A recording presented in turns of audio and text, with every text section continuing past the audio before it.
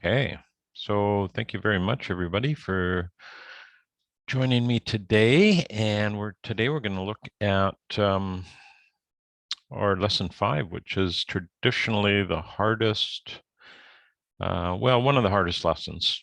And we used to have this lesson at week 2.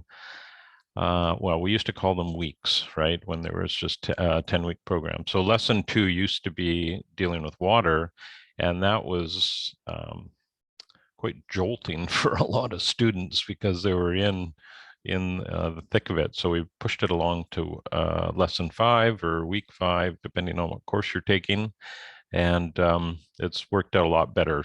You know, people are more familiar with the software, and they're getting into the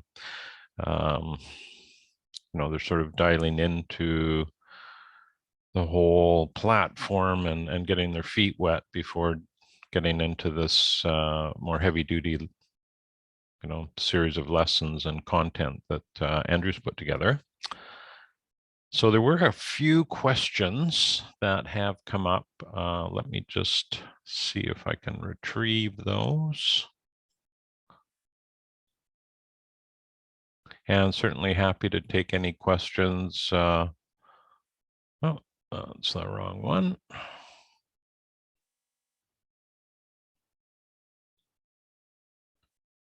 There we go. Yeah, we'll go through a couple of these questions, and then if we have anything from the floor, we can answer those. And I'll also go through the assignment. Maybe that's what I should do first, because that's what I have been doing in the past. So we'll take a look at these questions momentarily.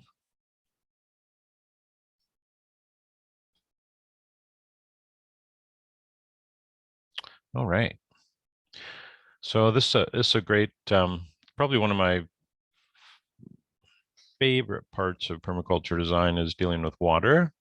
And I would say in a lot of ways, my personal opinion, this is one of the most important aspects to try and grasp the best you can. And you may find that this takes a little bit of practice to really settle in and get comfortable with it. So when we look at the assignment itself, which I should bring up here, the template. This is a copy. Let's just go along to water. So you've seen there's 3 different distinct assignments, and the first one's pretty straightforward.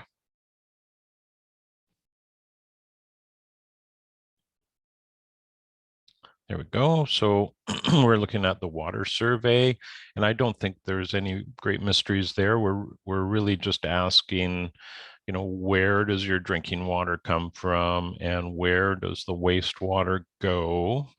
That's pretty self-explanatory. We're then looking at average annual rainfall. And if you're able, having this broken out by the month is a super helpful bit of information to have, not so much for the exercises in this course, but if you are trying to manage your rainwater off impervious surfaces, it is really helpful to know, not only the total annual average rainfall, but also what you can expect month to month and what you can expect in a major rainfall event. And we're certainly seeing that in British Columbia in the last couple of weeks, where I live, we had an 80 millimeter rain event day, which, that's probably 3.5 inches. So it's a fair amount, and it created a lot of flooding in my area, and a sinkhole on our major highway close to where I live, which obviously as soon as highways get disrupted, it really, it's like sort of blood flowing through the body in a sense that it's highly disruptive to, the way we access goods and services and get to work and get home and do all of that. So we were quite lucky. Elsewhere, I'm on Vancouver Island here on the East Coast, which is quite sheltered, but when we go inland into British Columbia, even into Abbotsford, which is not not that far inland, they had some serious flooding, and unfortunately, that is an area where they a lot of our livestock and egg, chicken, and food production occurs. So a lot of blueberry farms have been destroyed. I think we lost 100,000 chickens. Not too many cows. A lot of our dairy comes from there as well. So you can just see how fragile the food system is here. And this is just a one-time event. And of course, over the last few days, we've had more rain. There's been more flooding, and I haven't really heard this morning the latest on highway closures, etc. But I, interestingly enough, I'm writing a blog for our company website on on atmospheric rivers, and how I see them on the macro is really an opportunity. It's a great wake-up call for people.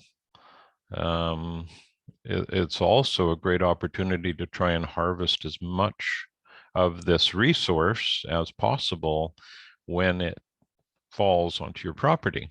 And 99%,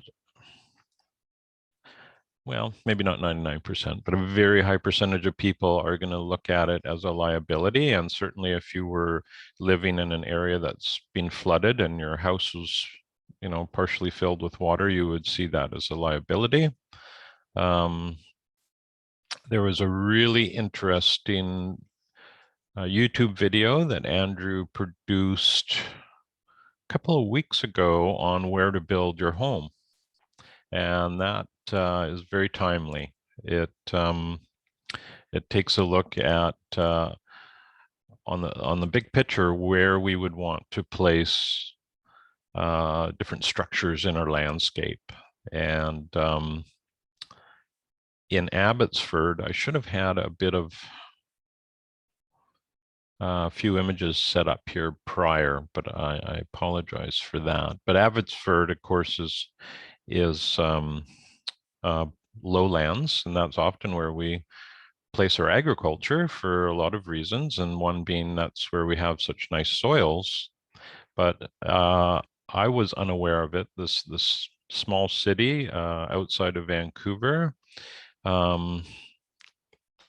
back in the 50s, used to be a lake, and they decided to drain it and convert this into an agricultural breadbasket, so to speak. And they've been quite successful with that up until now. So it's, it's put a lot of food, it's put a crunch on our food security concerns. And I think this is where I think it's a great lesson for towns and cities and development to really question what lands we want to develop and where we're going to be placing houses and other buildings and infrastructure. We have several highways that have been completely destroyed that link BC with the rest of Canada. And for a few days there was absolutely no traffic. Somehow we are getting some supplies running back and forth, but it does make you wonder why they would build a highway right next to a river, for instance. And there is a case where one of our major highways just was completely wiped out by, so, and you can tell by the images that to rebuild it is, I don't quite know how they're going to do it, because there's landslides, so there's no firm ground to build on. So anyways, I don't want today to be a chat about BC, but it is timely in that we're looking at water, and the Pacific Northwest is getting hit with a series of atmospheric rivers. So we're next 10 days, they're still looking at that. And I should show you one thing here. I did a post, I just shared a post on Twitter recently. I'll bring that up here for you.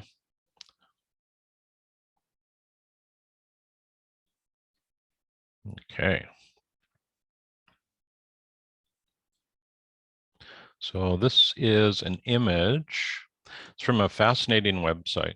It's called Climate Reanalyzer.org.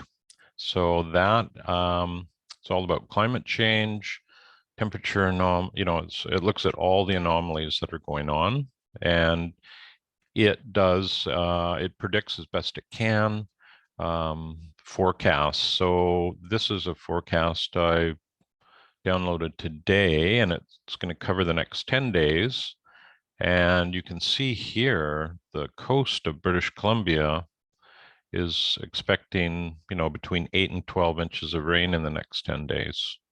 And thankfully, where I live, right in here, we're supposedly being saved from the upcoming events. But you can see, mid to lower Oregon and California, just nothing.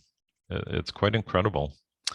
The other thing that is super interesting is just the whole, I've heard about atmospheric rivers, and I didn't look at the definition until this morning. So one of the things that I found very interesting here is, in a nutshell, they classify atmospheric rivers as one of the largest rivers of fresh water on Earth, transporting on average more than double the flow of the Amazon River. So it gives you a little idea that, it's a serious amount of water flow. And if you are caught in the middle of it, that hopefully you're on high ground. So let me just stop that, and we'll go back to where we were here. There we go. So I'm getting a little bit distracted on atmospheric rivers, you can tell. So sorry about that, but let's take a look at the water survey. This is, again, is another super important item right here, roofing materials. So if you're going to be collecting off your roof, the type of roofing material you have is going to dictate your end use. So where I live, we've got quite a large roof surface on our house, and we're going to replace it next year. It's getting close to the end of its lifespan, and unfortunately right now it's asphalt shingle.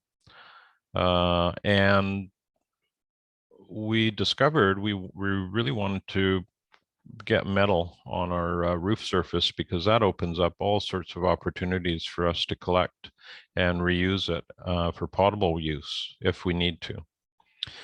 So we discovered we can't afford the cost of a metal roof. But what we did is, the way our roof is set up, we're going to actually place metal on half of our roof surface and do asphalt shingle on the other half.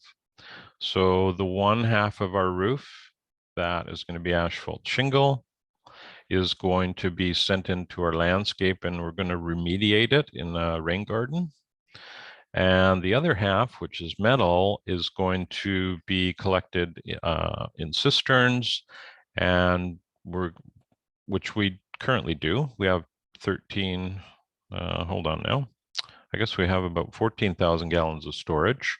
So that is going to be used primarily for our annual vegetable production. We grow 95% of our own vegetables here for our family. And then we're going to also have enough of a buffer if we have any issues with our well, that we would be able to take that water and get a potable product from it. And that's no easy task, but it is doable. So again, this is an important item down here. And then of course the SWOT analysis is pretty straightforward. But this is where things can get a little bit tricky. And that's when we start looking at micro watersheds. So you're going to be asked to place your macro watershed, and that is quite easy to do. You can, when we say macro, it's really could be a variety of sizes. And if you just Google macro watershed for your area, you'll probably come up with some really nice maps that you can take a screenshot of and place in your assignment. So very, very simple. The tricky part is when we get into the micro watershed, and that's what this map here is representing.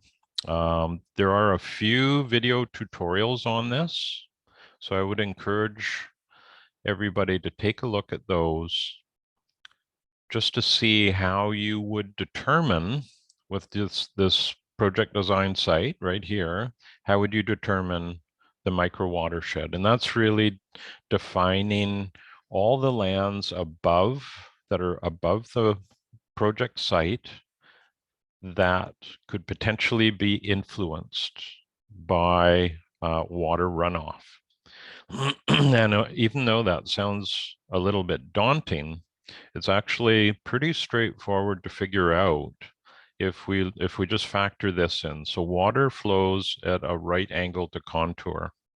So if you have, and this is why we need contour maps for this exercise.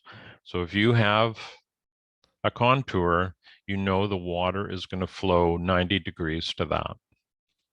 And what I traditionally do is I will start at the very bottom of the project site, so the lowest elevation on a corner, and work my way uphill. And in this case, you can see, I'll just try and zoom in here.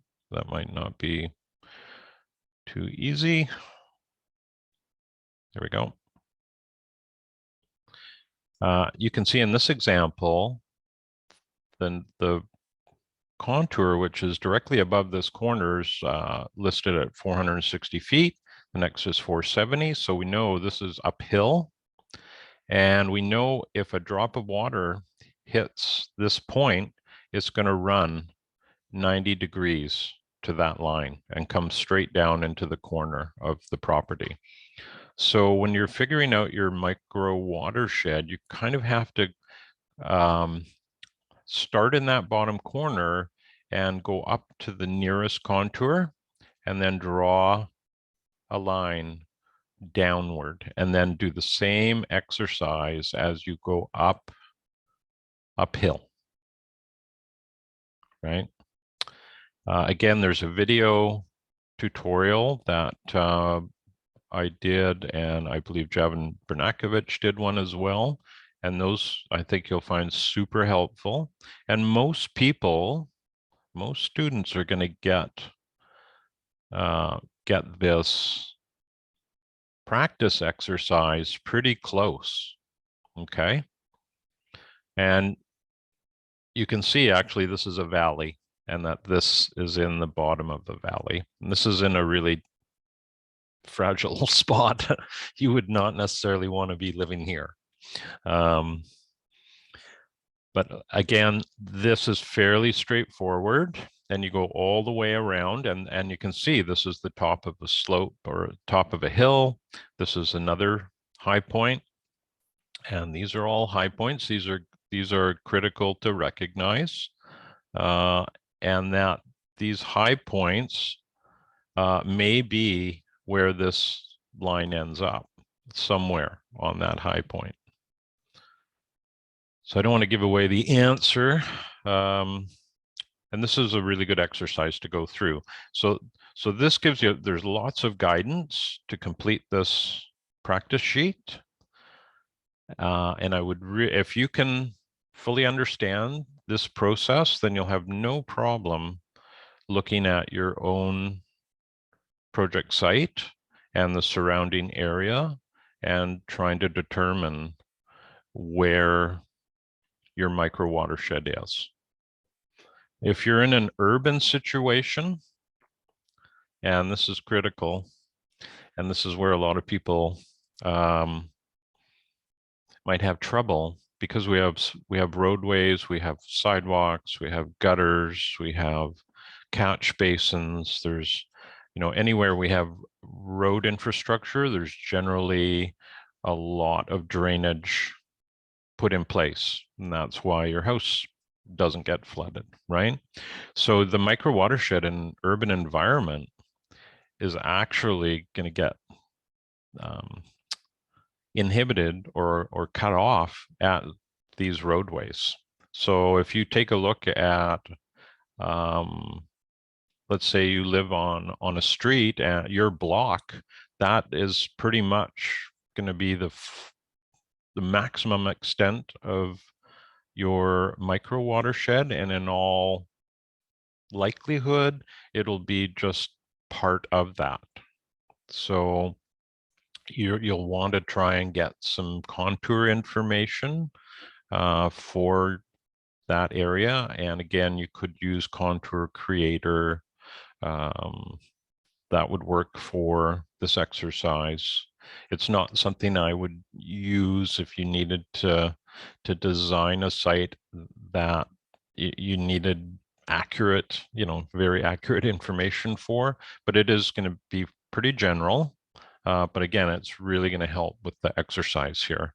So again, with your project site, you're just going to look for the low point, and you're going to start there and see where water could be potentially flowing onto your property in the event of a high rainfall. Or maybe it's not even in the event of high rainfall. You may have impervious surface sloping towards your property. And in that case, you're going to get a pretty high level of runoff coming towards you. So that's one thing to keep in mind. So urban, again, take a look at the roadways are really giant ditches, so to speak, and you're not going to be collecting beyond that. When you get into more acreage settings, that could still be the case, where roads and ditches are going to affect the amount of water that could potentially flow onto your site.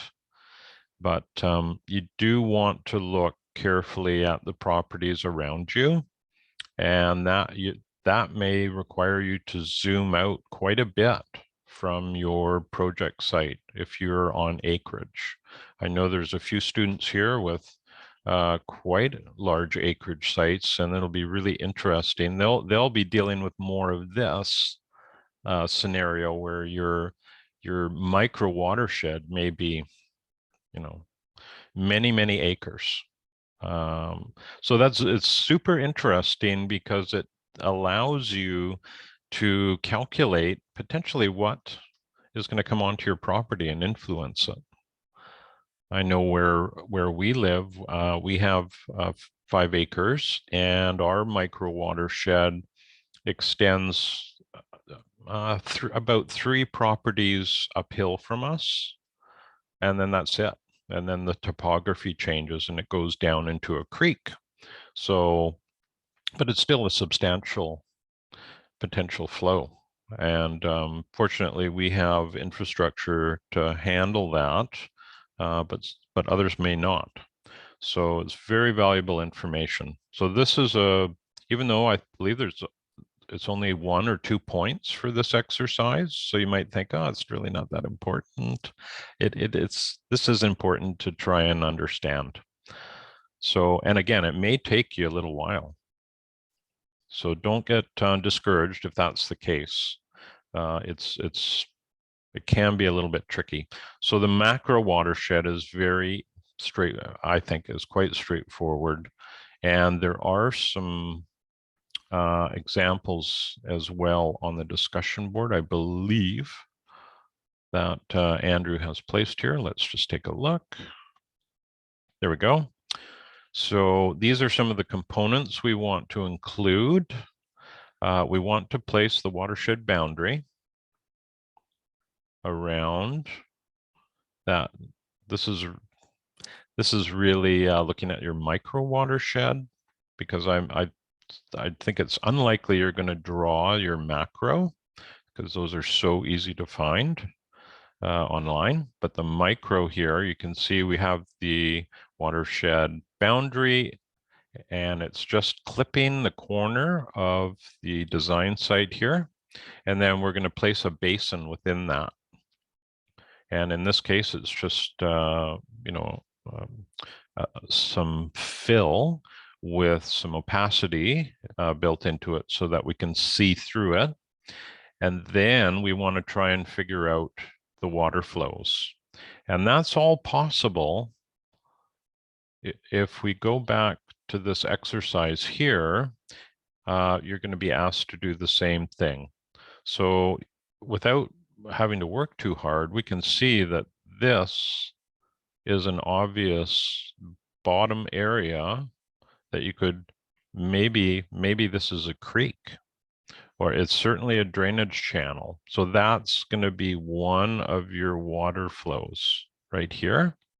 And then when you look at your design site and you're trying to figure out your own micro watershed, these topographic lines are going to tell you. And now it may take a while to be able to read them. So when I look at these, this sort of line is telling me that's a ridge, okay? And when those lines go inward, that is telling me that's more of a valley. Okay, so here's a ridge. You know, the ridges are typically dry and valleys are typically wet. So this is potentially where you're going to have water flow. It wouldn't be here. Let us go back to, there we go. So this is a fairly basic, what you have to place in your assignment, but you'll probably find it takes a little bit of effort to mainly sort out the boundary. Once you have that boundary in place, these other elements are going to be much easier to determine. Okay, let us go back to this here. So that's it for this part of the assignment, the micro watershed, and we're going to reuse some information that we were able to extract from your micro watershed. So when you create this micro watershed, you're then going to be able to determine the square footage of this, and that's going to tell you an awful lot as we get into the site water flow analysis. So this is the third part of the assignment, where we're going to have you drop in your base plan. And we want to, again, there's tutorials on this, but in essence, we want to figure out where water is coming into the site, where water is leaving the site, and as well as some of the obvious things that are listed here, your roof area. And these roof areas, there's 3 listed here. And these roof areas are going to coincide with your downspouts. So that if roof area 1 is feeding one downspout and you're going to take that and store it, that square footage is going to help you determine how much water to expect coming off that roof, say in a 1-inch rain event. There's more sort of in-depth calculations if you're trying to determine the best cistern size for your use, and I don't think that's it's probably not a good idea to get into that right now. That's not really part of what we're doing here. We're sort of stepping out more into the macro. So this is one of the impervious surfaces we want to focus on, is the roof area of any building. So that could be a garage, it could be your house, could be a barn, a woodshed, tool shed. And the other items are the impermeable or impervious surfaces. So that could be driveways, walkways, even if they're gravel. So gravel roads have a coefficient runoff, so they are going to shed water. Let me see now. Pathways, patios, those are sort of obvious surfaces that you're going to want to identify on your map. Okay, so if it's an urban setting, you're on a smaller site, you'll probably notice there's a pretty high percentage of impervious surfaces versus permeable. On acreage, it's going to be obviously the opposite. So you'll have some hard surfaces, and most hopefully will be living and able to absorb the rainfall. So this is when my wife Angela and myself do designs for people, we do a water layer. That's one of the first layers we'll do. And this sets the tone for the rest of the design. And if you look at, let's say, the Agrarian Platform, which is another design protocol, and I'll just jump to it right now. Oops. Okay. Let's see if we can get an image of it. There it is. So Darren Doherty in Australia has come up with this design protocol. He's taken permaculture, he's taken holistic management, a whole bunch of different design systems, and combined them into, it's basically farm design. And we've learned all about this, and we've kind of, in an urban setting, we've sort of cherry picked from this. So we look at water, access, and soil. Those are the main components that we add into our urban designs. And if we are doing a farm design, well, we would be looking at the entire spectrum here. But these are arranged in such a way that it's all part of what's called P.A. Yeoman's scale of permanence.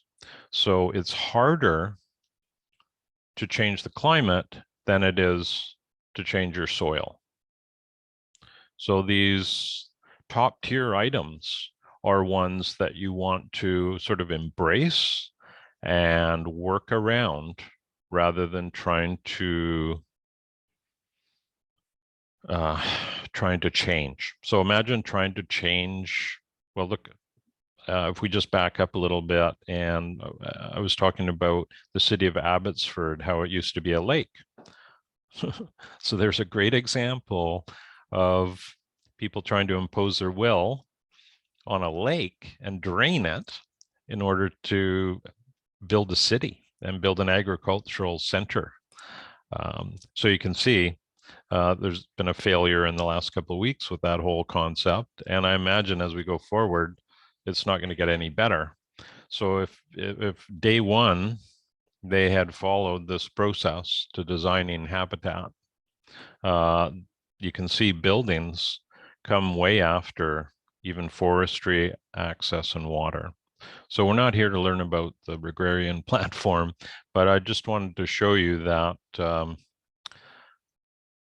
water is way up on the list. And with your design, your water flow map and what you're doing with your property and the water that hits all these impervious surfaces is really going to set the tone for what follows. And that's a great thing. You don't have to approach it like traditional landscape architecture does, where you'd look at a property and impose your will on it. And trust me, 25 years ago, we did some of that ourselves. We had no idea permaculture even existed when we started our business here. And yeah, we would impose our will. So there would be a tremendous effort and expense placed in, say, draining an area or making changes to the landscape that were substantial. So again, this is a huge part of the permaculture design process, is that water layer. And if you can get a really good grasp of this and also realize that, you know, all this water, even during the winter, is a huge resource, you're going to be, you know, way ahead of the, well, I shouldn't put it that way. If you have your water layer in a really sound spot, the rest of the design is going to be much easier. It's just the way it is, because you're going to be working around that asset. Okay, so let us take a look. Here we go. Here's where we're going to want you to make some calculations based on your site water flow map and the micro watershed information that you've received. And some of that is this total area of the site. So that's of your project site. And then of course your average rainfall, that's pretty easy to determine. And then we're going to look at that 100-year 24-hour rain event. And then that gives us an idea of what we could expect on our property and really design accordingly. And like I said, we received 80 mils in a 24-hour period last week, and I would expect that's going to go up. So anything we do on our property to harvest rainwater, we really want to build in the ability for the system to handle more than it currently needs to. And then this sheet's pretty straightforward. These are your impervious surfaces. This would be the roof. And I would also put your walkways and driveways or any roads, and those can get quite substantial when we look at on an acreage site. And funny enough, if we go back to agrarian protocols, often the water and the access work together. And I know Darren quite often will harvest water off of the roads and send them into ponds. You know, it's just an absolutely brilliant system. So on a big scale, you don't need rooftops to harvest water. You can be harvesting it off the roadway. So I think that's pretty straightforward. And then there's an extra credit here. So this is a little bit tricky. Some people skip it, but the reality is this is your micro watershed.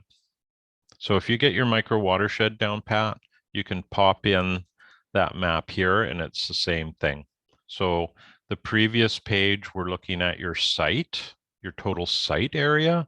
And then here we're going to look at the total micro watershed. So all those lands that are above your property that are draining onto your site. Now there is going to be the rare occasion where perhaps you're on top. In fact, a good friend of ours down in Victoria, their property, they have 7 acres and it's right on the top of a hill. Like there is no micro watershed. Nobody influences them. So that may be the case in your project site. So don't be shocked or surprised if that's the case. What that does mean is the micro watershed in instances like that is basically the property itself. There's nothing beyond that. Does anybody have any questions about this portion? I do real quick. So you mentioned that ditches on roadways would make a difference with the urban landscape. So with a rural residential, would irrigation canals also be part of that line? That's a great question. Yes, it would, because really they're going to act like a ditch, right? Okay, Because that's what I thought. they are off contour. So they're some people would call those conveyance swales. So in your situation, they're releasing water and they're coming through your property. But if somebody uphill, if any properties uphill, any runoff that came from them would hit that drainage basin or drainage structure, we'll call it, and it wouldn't affect your property. Now, it would depend on where that is. If that's right at your property line, then that's correct. The micro watershed would end there. That canal may be maybe there's offset inside your property quite a bit, even 10 or 20 feet, then yes, you're still going to be looking uphill from that, even though that water potentially could come in and exit. So Okay. it's a very interesting scenario to look at.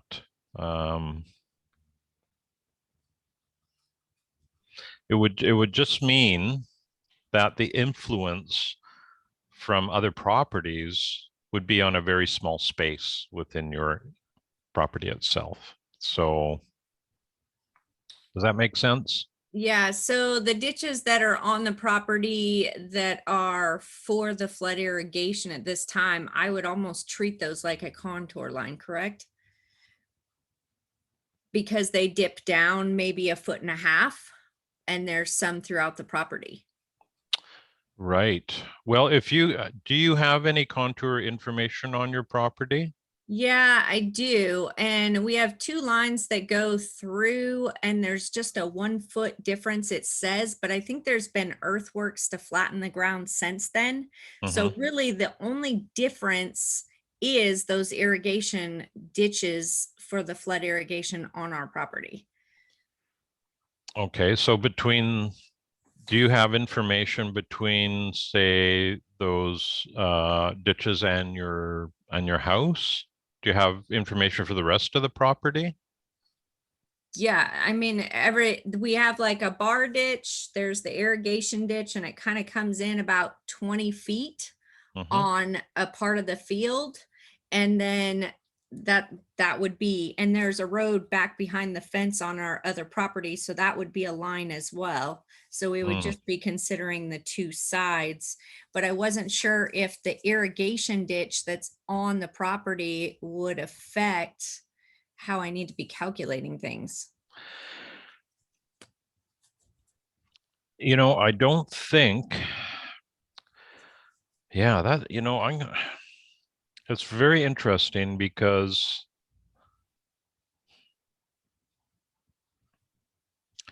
it's going to have an effect, but you're still going to receive water from neighboring properties. It's just you're going to be somewhat limited what you might be able to do with that.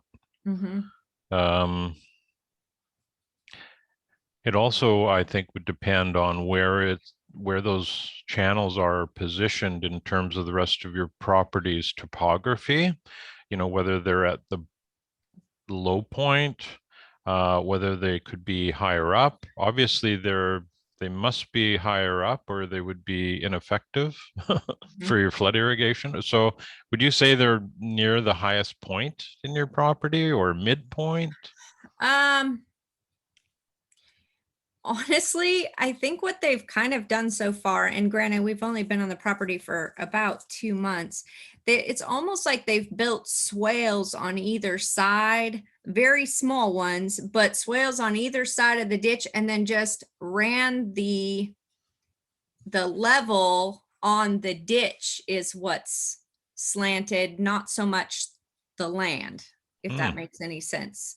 So hmm, it's almost like they've created their drop inside the ditch rather than on the property, and then right. use the swales. So they're Yes. directing the water, but I was like, when I was going over all the water calculations and everything, I'm like, well, this definitely would change some factors, but I'm unsure of how to calculate that.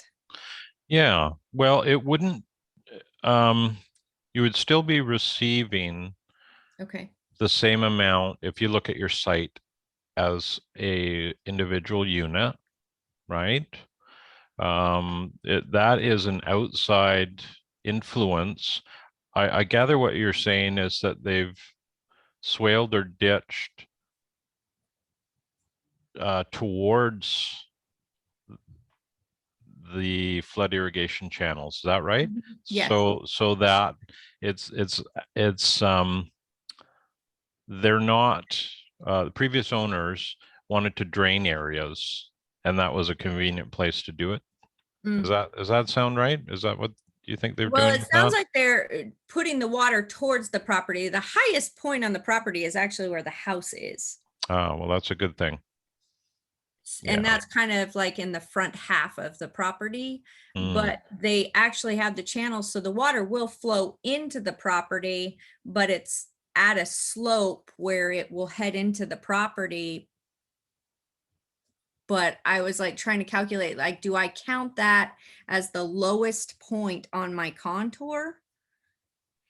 Well, the lowest point would be on your property boundary. Okay. You just have to find that low point there and work your way up in Okay. terms of finding the micro watershed. Okay. Yeah. Now, if anybody gets stuck when they're working on this, just drop me a note and even a screenshot of what you're working on, and I can, help you work through it. Okay. This is this is a great opportunity where we can be a little bit proactive because most of the times I'm doing this on video when when I'm reviewing everybody's assignments. So it's kind of nice to be able to give people a chance to um, get as good of a grasp as possible on all this. And Janita, you have a tricky situation there. It'd be very interesting to see it.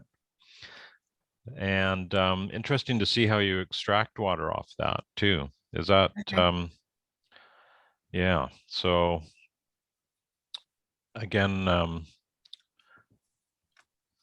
yeah, Well, I'll see what I can do, and I'll just try to be really clear when I make map situations so that you have a real clear image of what it is I'm working with. sure. And if you wanted to, there's nothing saying you couldn't add another, let's say you put in your site water flow map. You could always add an extra sheet with some photographs. Okay. That's if that's that's pretty easy way to add Yeah.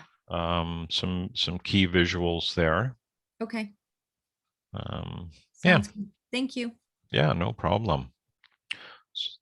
Has anybody else got a question for today? Because what I should do, I have a couple questions on the Google document here, but they won't take too long to go through.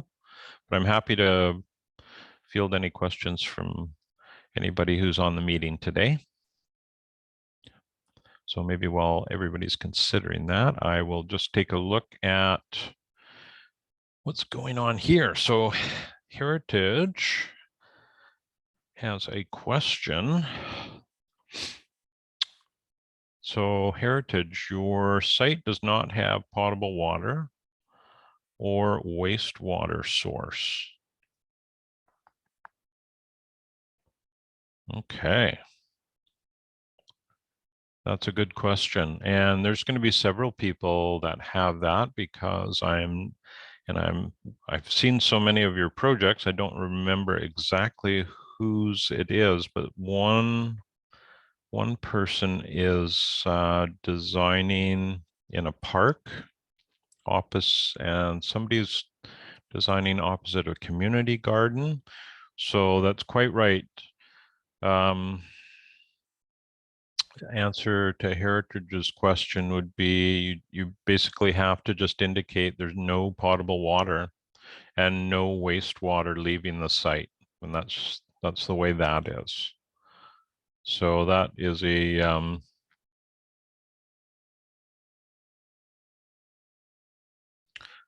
be interesting to see if there's other forms of water coming onto the site. That's one question I would have for Heritage. So there's no potable or drinking water, but perhaps there is non-potable. I'm not sure.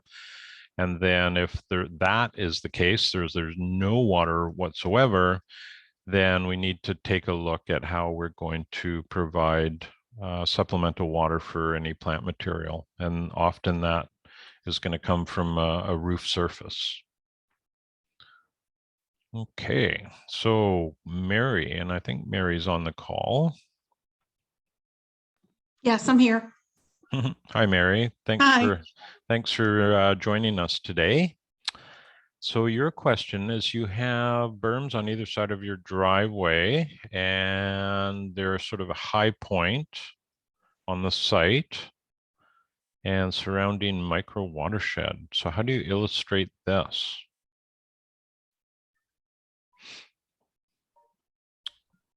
Spot elevation on the contour map. So do you, Mary, do you have a contour information on your project site? Yes. And I imagine it may not show these berms. Is that correct? Yes. Okay. So are the berms substantial in terms of? Yes, they really are. Like I'm noticing things now from this class that I hadn't noticed before. But yes, they would prohibit anything from, even with the slope that's on my property, they would prevent anything from going past them. Okay. Are they right at the edge of your property or are they I would say about 2 feet in. Okay. So, technically, let's say you have properties uphill from you in that area, you're still going to receive runoff and water. Sorry, you're still going to receive runoff within that 2-foot area. Okay. So you do want to account for that. So it's still an opportunity to do something with it. And you may decide with your design that you want to take advantage of that. So yeah, I would still go uphill onto neighboring properties for that calculation. Okay. Yeah, and if to illustrate it, it should be fairly simple on your base map. That's actually something you might want to place on it. Indicate just roughly their location and their size. And you could even put in, if they're consistently, say, let's just as an example, say they're 2 foot in elevation above the surrounding grade, you might just want to make a remark as to that change in elevation. Does that make sense? Yes, thank you very much. Yeah, no problem. Okay.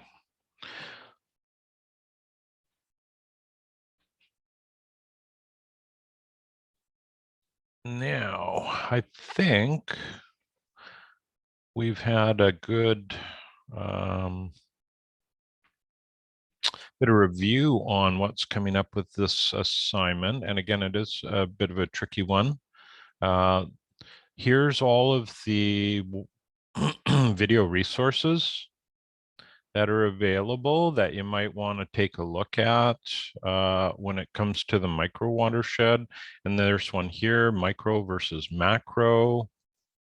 That's really useful to know. These terms are good to know. And that's, again, a little video I did. There's a couple of videos out there, tutorial videos in that assignment resource page or tab. Yeah, so I'm happy to answer any questions, even unrelating, not related to lesson 5. If anybody has anything they want to kind of throw out there today, totally up to you. Otherwise, I think we'll be close to wrapping up.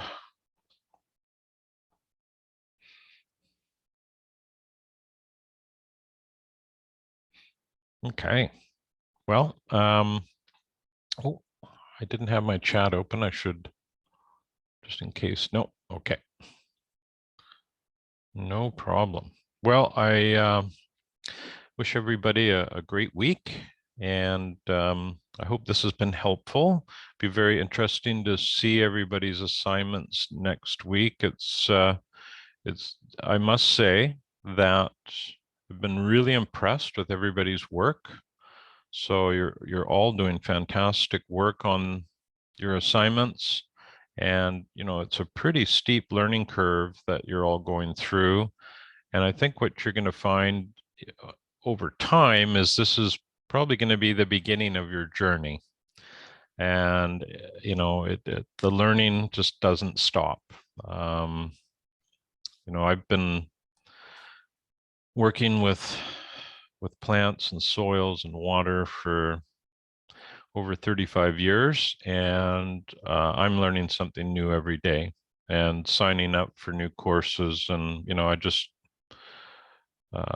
really enjoy the learning process. It just makes my job, my the deliverables that I provide for our clients, just better value and better understanding of what to expect, especially when it comes to water, because we really want to be careful how we manage that.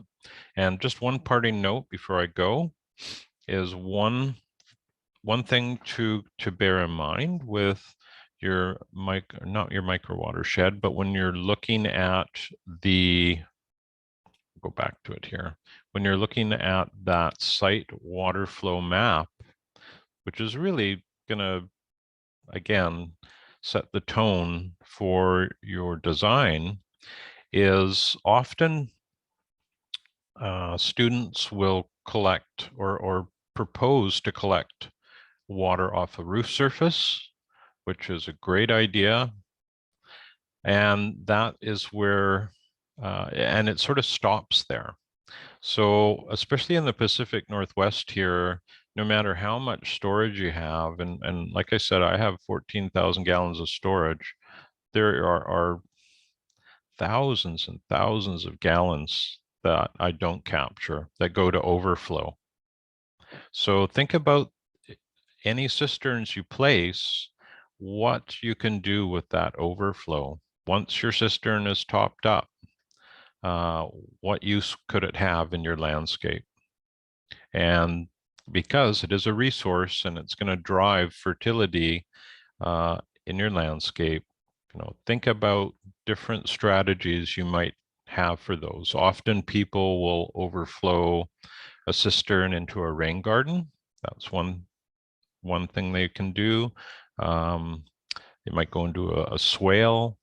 In urban locations, often, you know, there's been some creative work with what's called swale trails, where actually people will place a swale right under a path surface, and the surface would be, say, wood chips, but in the middle of the path is a perforated pipe, and it's full of water. And again, it's trying to slow and capture that water and hydrate the surrounding landscape. Now, the caveat to that is you'd want, no matter what you do, you want to make sure that you're staying, that you're not trying to infiltrate water within 10 feet of your house foundation. So that's important. You don't want to, there's no point in hydrating your perimeter drains. Okay, so no rain gardens close to the house, but once you get beyond 10 foot, in fact, I prefer to go further than that. And you wouldn't want to put a rain garden uphill from your house or any buildings. So those are just a couple other things to keep in mind, but really try and consider interconnecting various elements and then having an overflow built into all of those structures. So a rain garden, you know, to be successful needs to have an overflow just in case it becomes overwhelmed, just as a cistern does, right? So if you're overflowing to other elements and eventually the last element is heading out off-site, then you've done all you can to slow and infiltrate that water on your project site. So, okay, well, I hope that's been helpful, and everybody have a great week. Really looking forward to seeing what you come up with, and then we're going to have a nice break for the winter, and then everybody will be raring to go in January. So take care, everybody, and best of luck with your assignments. And if you do get stuck with anything, please don't hesitate to either send me a note through the inbox icon on the screen there, or even just posting it on the, you could post it on the help discussion board or anywhere that suits you. You know, I'll find it. I'm going to be keeping my eye on the site on the OSU platform probably daily. I finished up my last installation for the year, so I'm not out of the office all day, which is great. But anyhow, I will stop talking, and everybody have a wonderful week, and we'll look forward to connecting with you next week sometime.